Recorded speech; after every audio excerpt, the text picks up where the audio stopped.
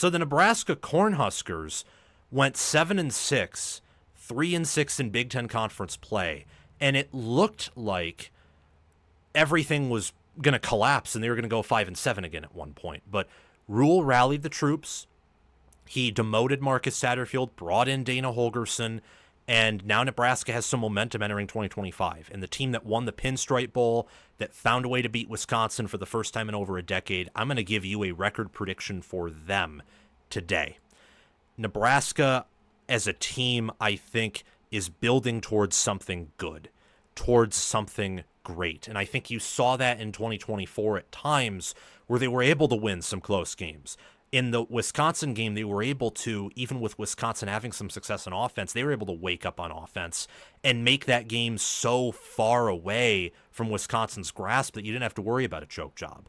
And then against Boston College, they found a way to end the year off on a positive note for really the first time since 2000 and, oh my gosh, it's even before 16 because 16 ended very badly. At least this team ended the year off with a bowl win. And that, I think, is the message we should be preaching with Nebraska football, is the message of positivity.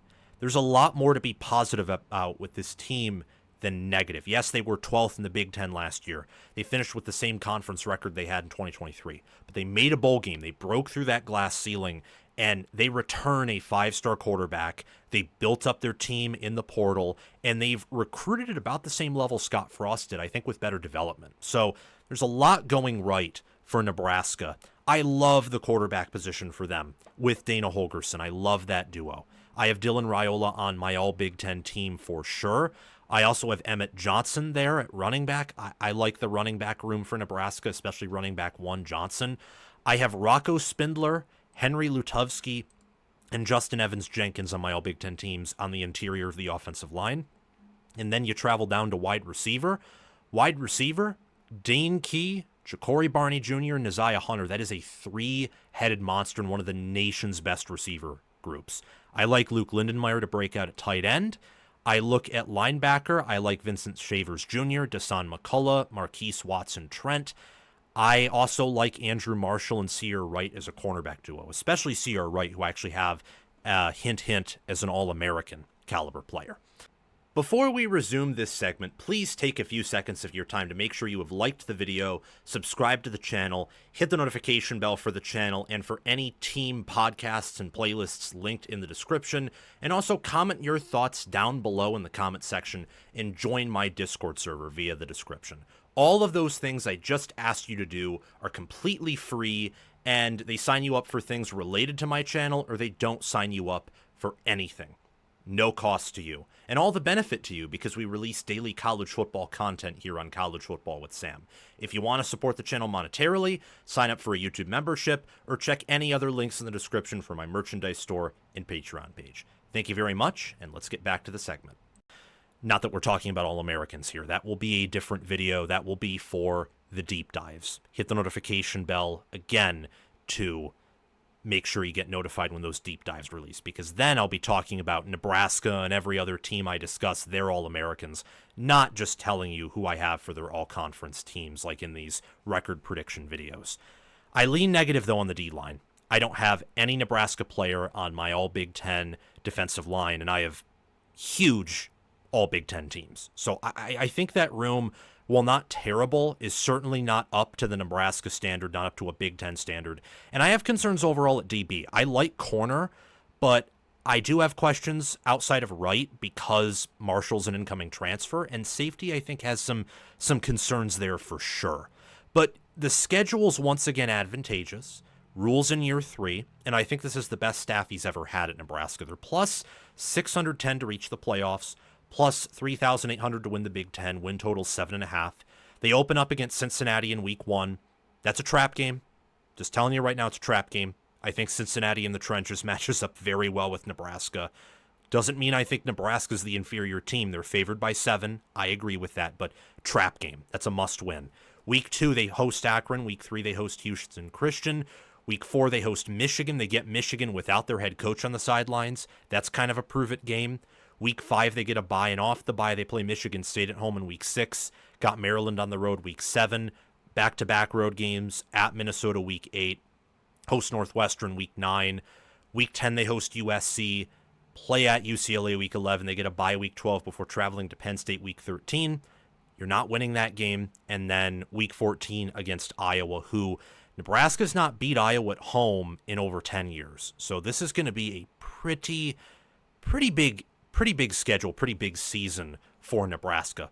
Lots of opportunities for taking advantage of your situation, for breaking through, but also opportunities to yet again fall short.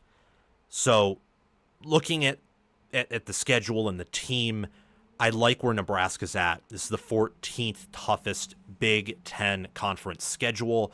Their toughest games are Michigan and USC at home, Penn State on the road. If I had to shout out the next toughest by matchup, it's probably Iowa at home. So they get a lot of their tougher games at home.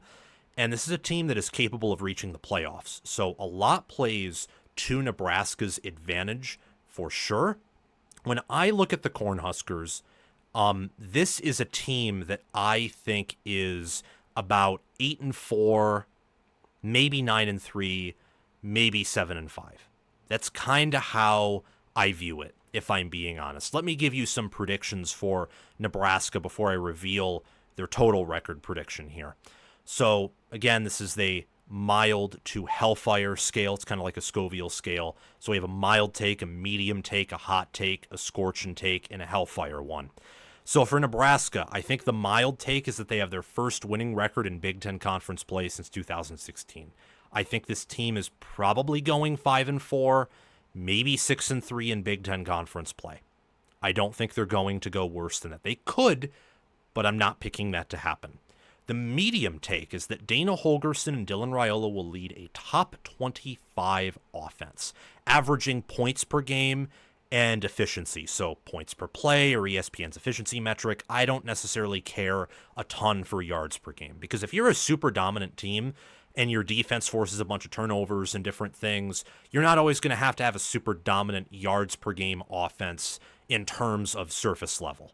Obviously, if you get in a shootout, then you have to be, but on a yards per game basis, there are offenses that have been top 5 in efficiency that aren't even top 25 in yards per game. Another prediction for Dylan Raiola, this is more of a hot take, is I think he will pass for 3,500 yards or more, and he'll double his passing touchdown total from last year. Last year he had 13. This year I think he'll have 26 or more. I then look at the scorching prediction, and I look at Nebraska's defense, and I think to myself, they lost Nash Hutmacher, they lost Ty Robinson, they lost Princewell Unman-Malin, they lost some other players too whose names escape me, some guys who are going to be cut or should have been cut due to the roster limitations, but some of that's being delayed. They actually opened up a transfer portal. The NCAA did approved a waiver to enter the portal or something like that. Anyway, they also lost some, like I mentioned, key contributors. James Williams, that name just popped in my head. And there were some more, too, that were poised to be in the two-deeper start. When you lose that much, not just to the draft, but to the portal, and you have not recruited at an awesome level, and you were inconsistent there last year, not dominant, that is something to be concerned with. So I think that plus what they bring back at DB and having a DC in John Butler, where he's a defensive coordinator for only his second year in college football in his career as a football coach, and they lose a lot, and the DBs they return may not necessarily be good production. I think this could be Nebraska's worst defense in Matt Rhule's tenure by a mile. And I think it will be his worst, more likely than not by a good margin. Nebraska's essentially on defense what Ohio State is. You're making a coordinator change where you'll keep some similar schematics, but you're still going to have the differences in play calling. You are also wildly changing parts of your two-deep and certainly most of your starters. The difference is Ohio State's recruited and developed better on defense, and Patricia has way more experience and pedigree than John Butler, and Ohio State's Caleb Downs. You have Malcolm Hartzog, or maybe Malcolm Hartzog's gone. Maybe that was a brain fart by me. But you have safeties that when I look at Nebraska's defensive back room, I I don't have a bunch of confidence in them. I don't.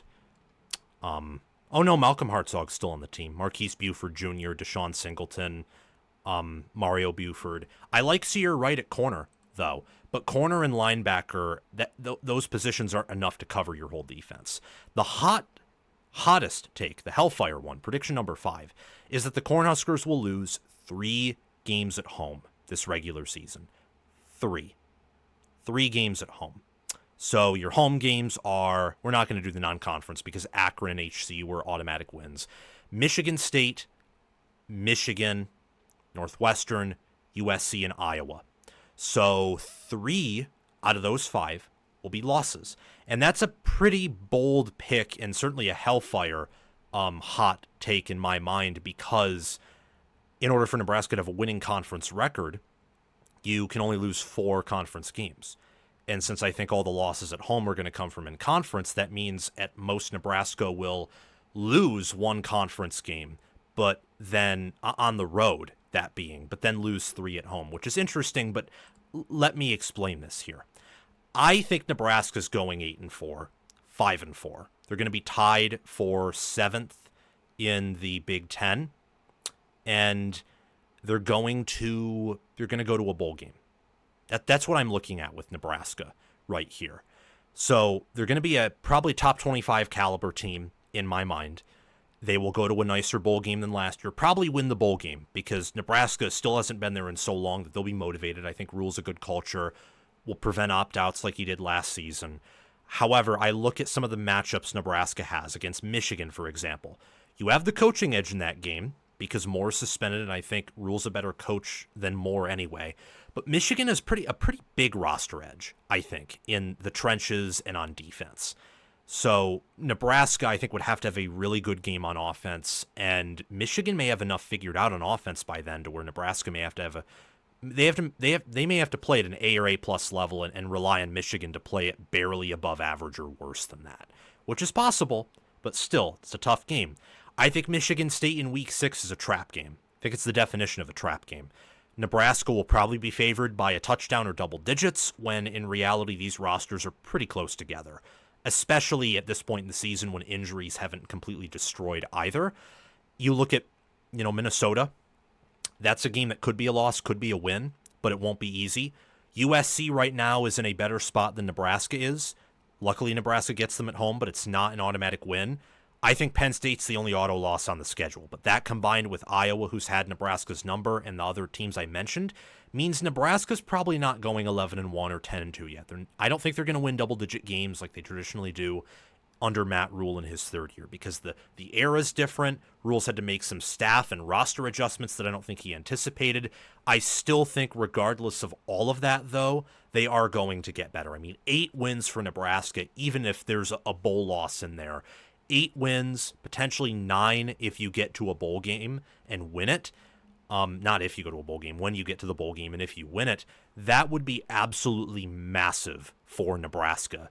If they go 9-4 with that schedule, they may not finish ranked in the top 25, but they'd receive votes. I would expect them to be top 25 in power ratings this year. And depending on who they beat in the bowl or who they beat in the regular season, they could finish ranked for the first time at the end of the year since 2014, 2013. I am certainly on the come up with Matt Rhule. I think that they're in a good place moving forward. That's absolutely for sure. Thank you for watching College Football with Sam.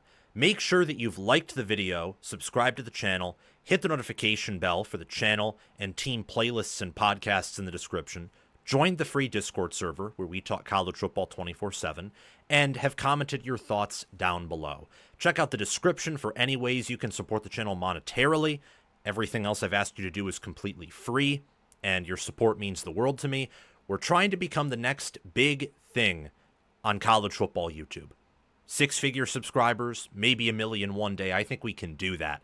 And also check out any videos or playlists, anything in these columns right here, where there will be videos and playlists. Yeah, you get the point. Have a fantastic day, and I will see you in the next one.